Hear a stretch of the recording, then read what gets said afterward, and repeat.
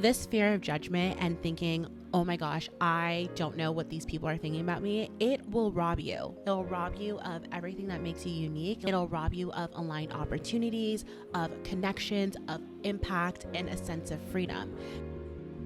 You're listening to Make Up Your Mind. Here we help you figure out your passion, release the mindset blocks keeping you stuck, and take real action. But first, take about 2 seconds to subscribe to the show and leave me a really good review so you can keep getting more episodes.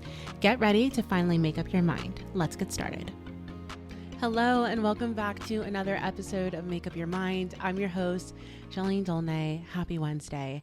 Right now it is mid-April, right in the middle of April. And if you've been anywhere on TikTok, you've probably seen April Theory all around. And I made a series about this. Some of you guys might be finding this from that. But April Theory is what I described, or what TikTok describes as, the tipping point for you. It's the time that everything that you've been wanting, everything that you've been working towards, it starts to harvest, right? You start reaping exactly what you sowed over the last several months.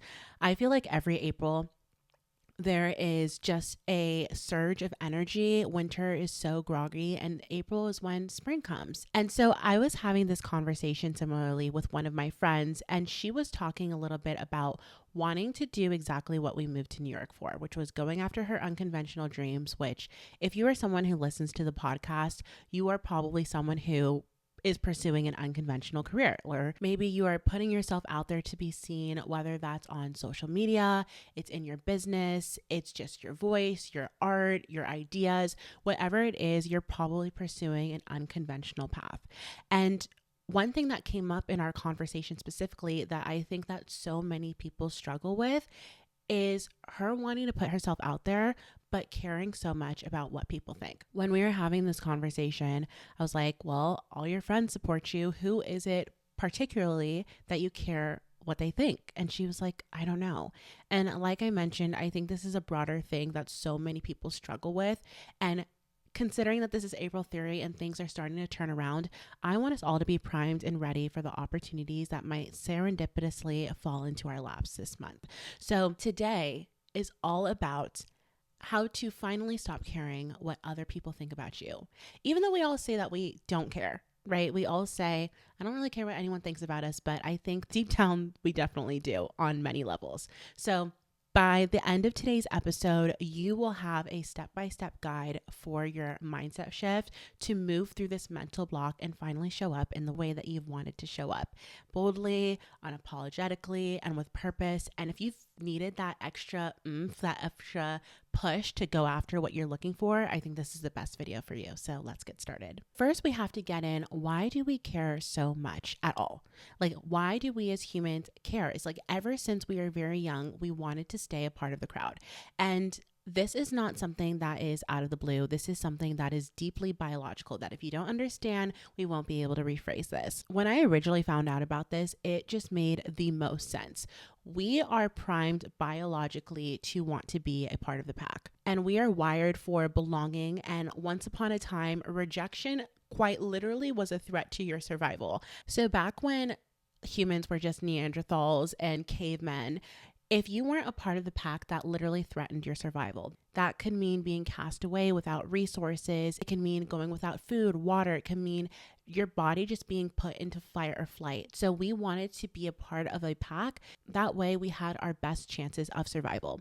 Obviously, we are not living like that anymore, but our brains don't know the difference. So we're literally being put in a state of fight or flight whenever we are in a position when we aren't being accepted by the groups that we desperately want to be accepted by.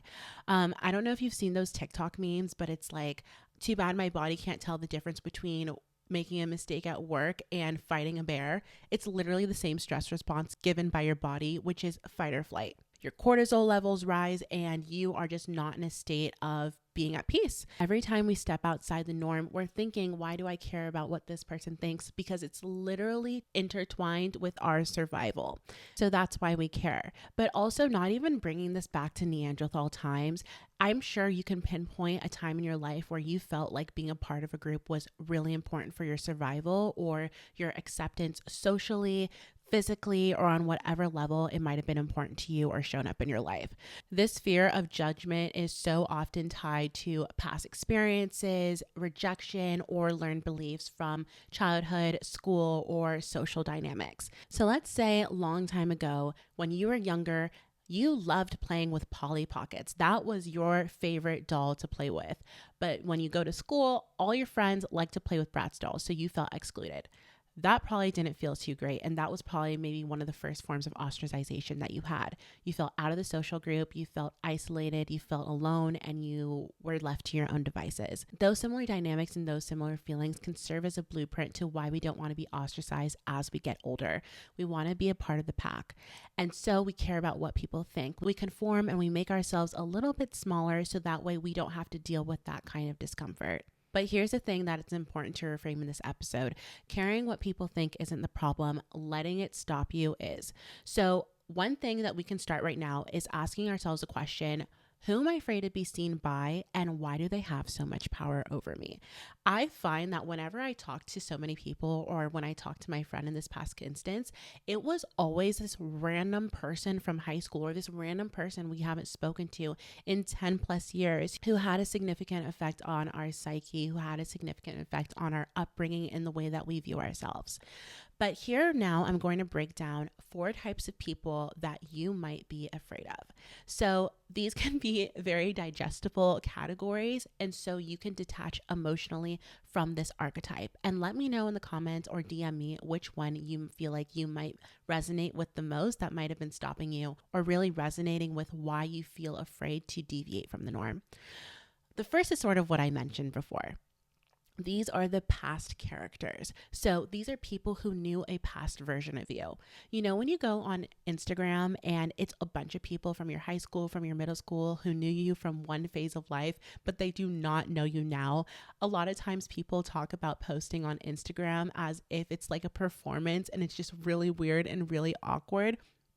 This is why. This is the perfect example. These people do not define your current or your future capacity. You're being tied back to a previous version of yourself. You might be like, oh my gosh, I might care exactly what this person thinks about me because they don't know me for who I am right now. They only know a past version of me. And that is so different from how I see myself now.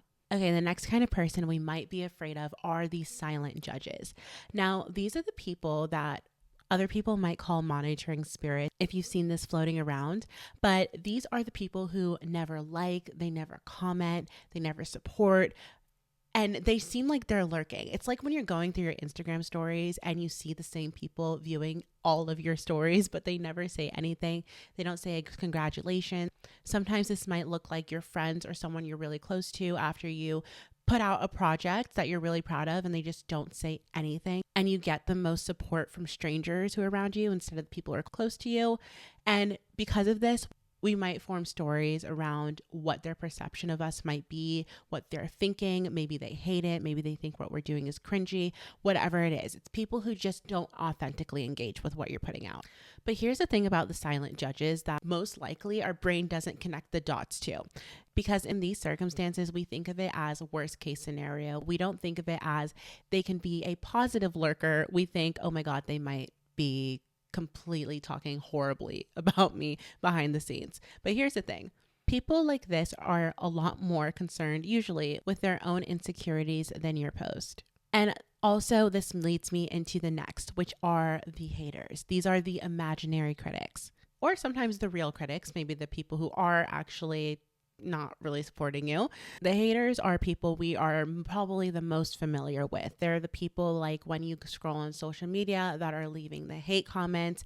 If someone's getting dragged online, you can see it in response videos. You might even see this in like the people around you, not necessarily targeted towards you. So for example, if you're with a group of your friends and there's someone else who might be deviating from the norm, they're going down an unconventional path, maybe one of your friends might say something that is not as supportive of that third party person. So you might hear that and then internalize it. But in these cases, it's important to remember that these kinds of statements are coming from people who are on the sidelines. They are not in the arena. They're not doing anything brave. So therefore, their opinions don't really matter. And lastly, another type of person you might subconsciously be afraid of is the inner saboteur. And that is your internal voice. If you are a perfectionist, this might come up in 100 different ways. It might look like self-sabotage too. It might look like redoing the same project over and over and over again, trying to satisfy that voice in your head. But I would also invite you to really understand if that's your voice or if it's a voice from someone else from your past that is stepping in to make sure that you're acting a certain way or staying in line. But either way, all of these different kinds of people that you might be afraid of, they stem from someone, they stem from some past experience. And I encourage you right now, if you have a moment, to make a list of who you're going to put on mute mentally. Who is it that you are not going to let their voice dictate what you think about yourself or shrinking yourself or making yourself smaller? If you can clearly look at where you're headed and look at your calling, and this person and what they're saying does not fit into that, they're going on the mute list. They have to be cast away. They have to be put to the side, and you need to figure out tangible steps to actually mute that voice so that you can move forward.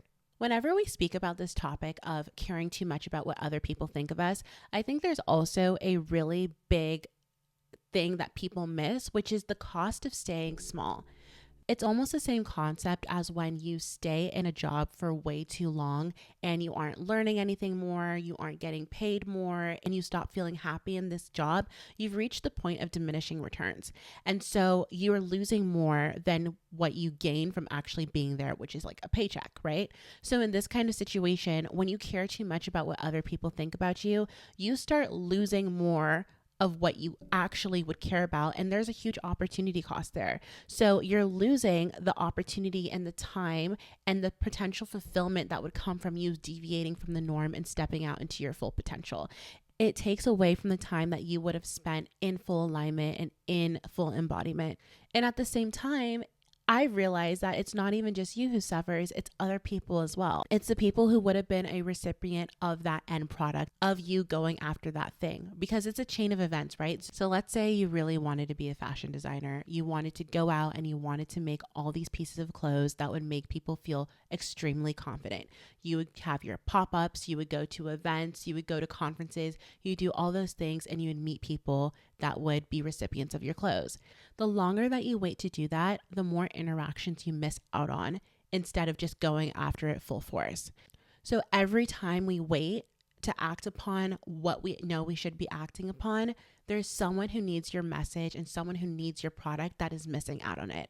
It's not just a disservice we do to ourselves, it's a disservice that we do to the world. We think we're playing it safe by abiding by the status quo, but we're really playing small. This fear of judgment and thinking, oh my gosh, I don't know what these people are thinking about me, it will rob you. It'll rob you of everything that makes you unique. It'll rob you of aligned opportunities, of connections, of impact, and a sense of freedom. Because what greater sense of freedom is there than being authentic and choosing yourself? I know authenticity is a really big buzzword. I know that so many people use it and are like, oh, just be yourself. And yes, that's great. Be yourself, but truly it is the most freeing thing when you take into account what you want to do and it's of good and of service to yourself and of the world. That's where ultimate fulfillment comes from.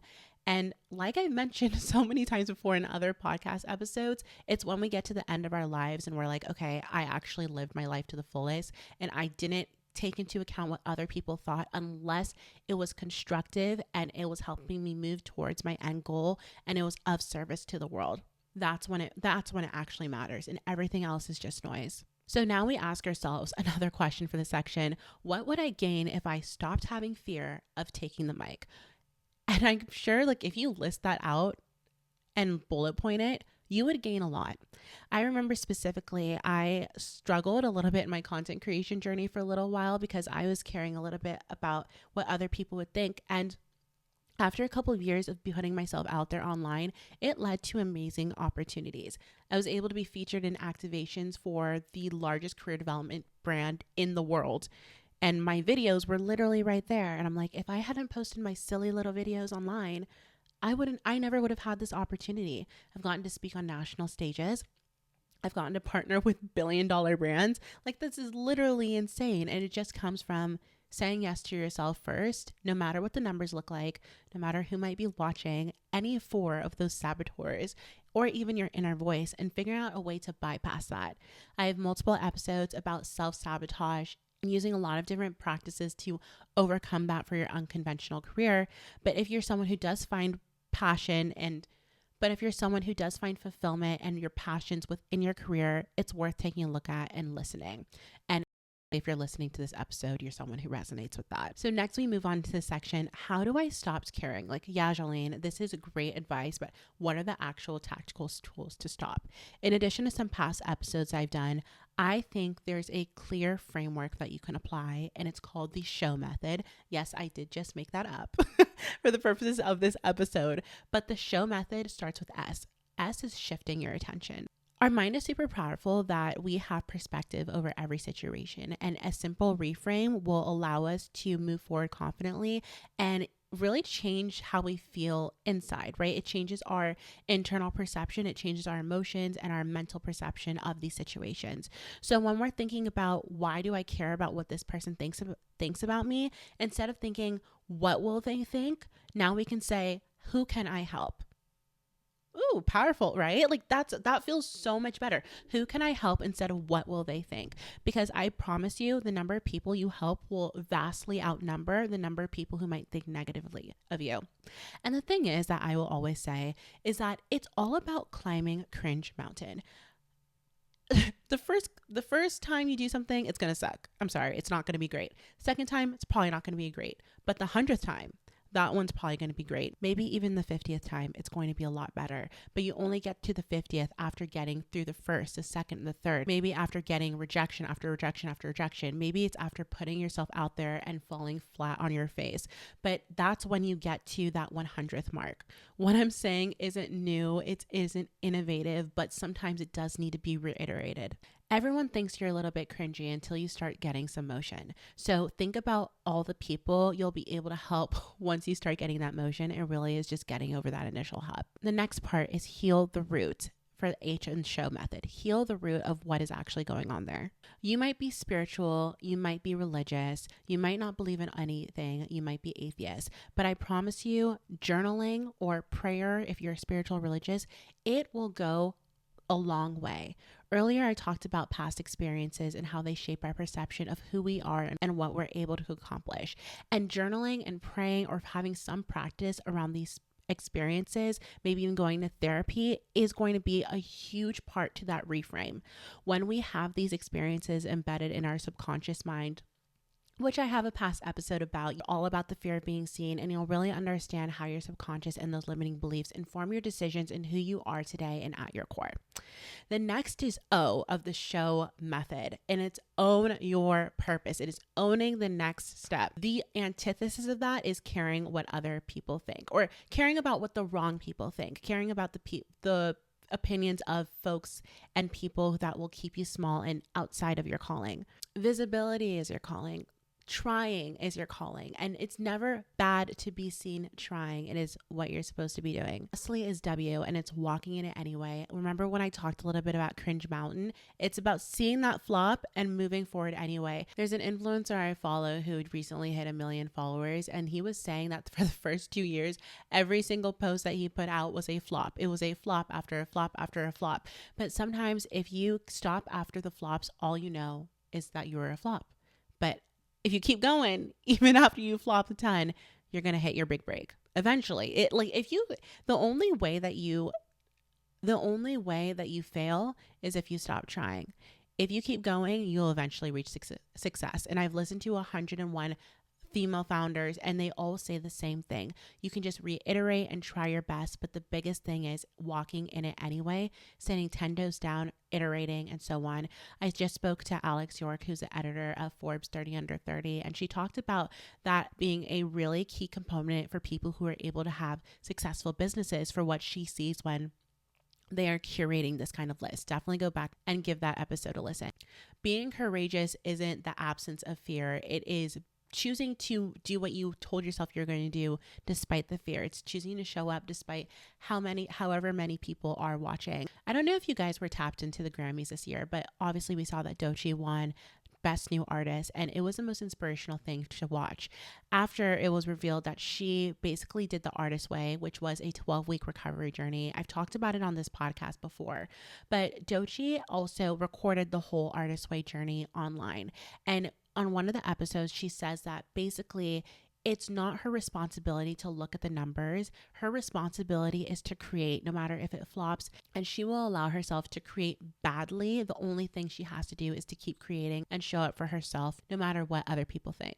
And it worked out pretty well for her, I would say. So one of the best takeaways from this section, the SHO method, is to create a mission statement. So it's XYZ to serve who, by what, so that transformation. So for example, for me, myself, I created the Postgrad Playbook to serve postgrads and early career professionals by showcasing content so that way they can have unconventional and fulfilling careers that are ultimately aligned. So that is everything that I pretty much have to say about showing up and showing up fully in your calling and really overcoming the fear of being seen in the sense of what other people might think about you. Again, this is something that's primitive, but at the end of the day, it really doesn't matter. There will always be someone who's going to say something. It just matters what you say about yourself, because that's the only opinion that you truly have to live with. Sometimes you're not too much, you're just too much around small people, and it's time to move out of an environment, if you can, to greener pastures. If this unlocks something for you or you found this informative, make sure you hit subscribe, and I will be back next week with more episodes. Also, make sure that if you are on Apple Podcasts, you leave a review so that the show can keep going on. Talk to you later. Bye.